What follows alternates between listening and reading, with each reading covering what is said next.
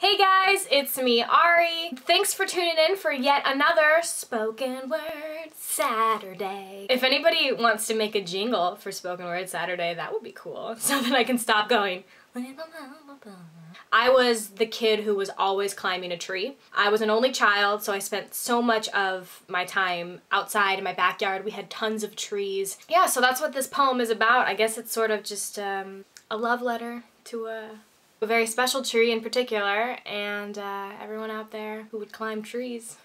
It's so cool. When I was 7, I used to climb the tallest tree in my backyard, nestle myself in her open arms, and we would watch the entire world pass us by.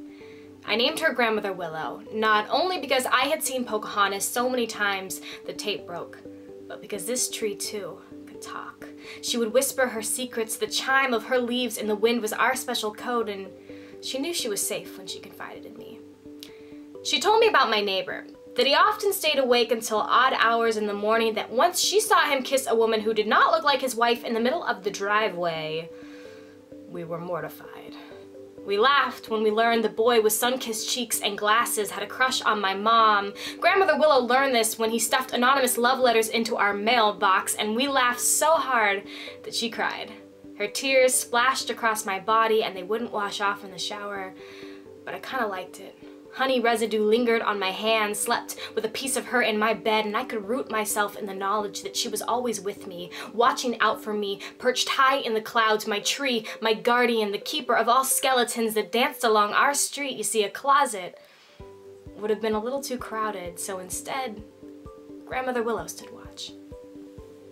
But we stopped having heart-to-hearts as my body became too heavy for her branches. The years carved us further apart, and the taller I grew, the less I knew about what Grandmother Willow had seen. I wasn't sure if she even knew I had my first kiss, or if she saw me once steal the Us Weekly from outside the house down the block. I wanted to ask her, but her skin was peeling, and I had forgotten how to speak tree, so I pretended that I didn't know her.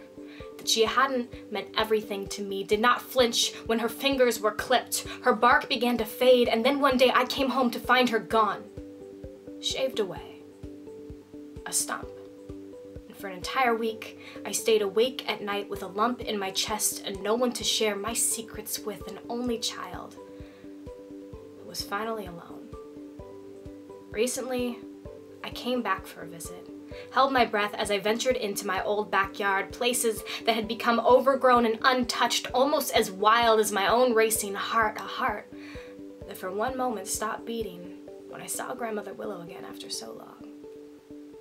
She was still a stump, but it was the little sapling next to her that had me awestruck. It looked familiar, like maybe it was her daughter or granddaughter sprang forth life when I had been so sure of death, a new chapter blossoming parallel to my favorite book's end, a new vessel to grow taller than my imagination and one day be a safe haven to the next little girl or boy, the next keeper of secrets, the next believer in dreams hidden like Russian nesting dolls in the perfect tree, the next version for innocence to sit perched in her arms and watch the whole world pass them by.